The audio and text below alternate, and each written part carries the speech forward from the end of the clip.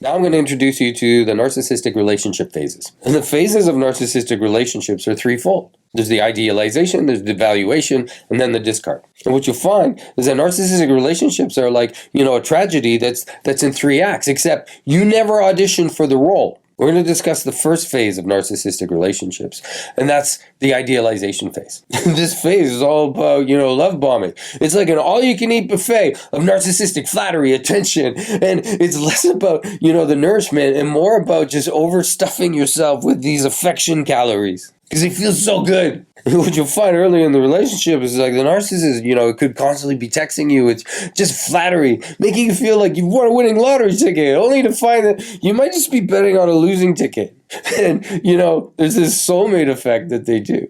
This is where the narcissist mirrors you so well that you think you found your long-lost twin. Except that this twin, this is your evil twin. It has a really sinister plan ahead for you. And after the idealization phase of these narcissistic relationships, the next phase up is devaluation. This is where the narcissist makes you go from, hero to zero. 1 minute, here you are on top of the narcissist pedestal. And next you're the villain in a horror movie soap opera film. And if you dare to question this cycle, what's going to end up happening is like, welcome to narcissistic rage. It's almost like, Hulk smash, ego crash. It goes from one to the other. In this phase, what you're going to be swarmed with is gaslighting. It becomes the name of the game in the evaluation phase of these narcissistic relationships. And it becomes this mental maze where, every turn the narcissist subjects you to is designed to make you question your own sanity, your own reality. The narcissist almost becomes like a puppeteer. And the music soundtrack, straight from the Pied Piper's, Spotify playlist. And the third phase and final phase is narcissistic discard. This is a critical moment because there is a silver lining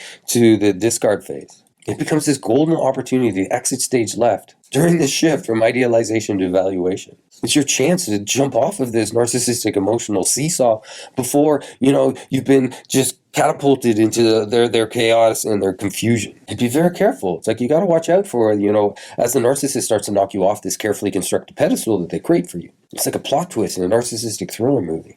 You never see it coming. But when you look back, you're like, man, I wish I knew better. When we get to the narcissistic discard phase, for the narcissist, it isn't just about saying goodbye. It's about leaving a scar, a deep scar, a wound that's so at our core of our existence. That becomes their agenda. Discard is just a narcissist power play. And the narcissistic fantasy, it's just like their belief that they can just come and go as they please, leaving a trail of emotional chaos every time they come back and they circle back and they circle back. So let's keep our eyes open, like wide open. Let's get real, because expecting, rational behavior from a narcissist during a discard phase is like expecting a shark just to pass on a feeding frenzy. It's just not in their nature. And narcissists, they just can't escape their true nature. And their nature is that of control. It's about dominance. It's about keeping you in their turbulent waters, keeping you sucked into their chaos. And despite all that, what we realize is just that in our recovery journey through this narcissistic labyrinth, it's not a tale of despair. It ends up being a roadmap to our own empowerment. And by understanding the narcissistic relationship cycle, we arm ourselves with not fear, but with knowledge. And knowledge is what transforms victims of narcissists into survivors, and what transforms survivors into warriors. And these insights that I'm sharing with you, they're not just words, they're tools. Tools that we can use to build, emotional resilience, to recognize the signs of narcissism and just break the cycle. And in this battle, it's a battle of our hearts and minds. And knowledge is not just a power. It eventually leads to our liberation out of narcissism. So those are the 3 phases. Idealization, devaluation, discard. What we find is this journey through this twisted little world of narcissistic relationships. Remember, it's not a story of manipulation. It's about a narrative of your own empowerment. And recognizing these phases of these narcissistic cycles is like having a roadmap in a labyrinth.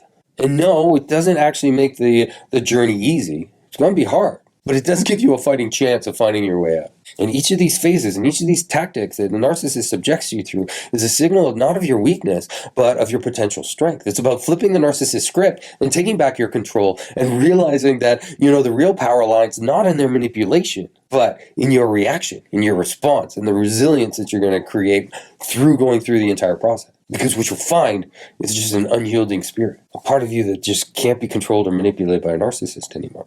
So yeah, it does come down on us. We have to change our ways. Because in the end, it's not about changing the narcissist or their ways.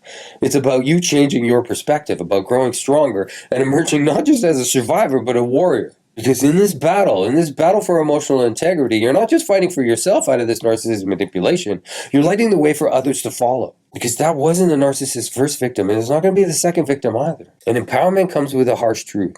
It's about, seeing the false connections for the illusions for what it was and stepping into a future where your self-worth isn't tied to a narcissist's approvals. In fact, their disapproval is a sign that you're going in the right direction, because this is how your story of triumph begins. Because reclaiming your agency means moving forward with, self-care and compassion.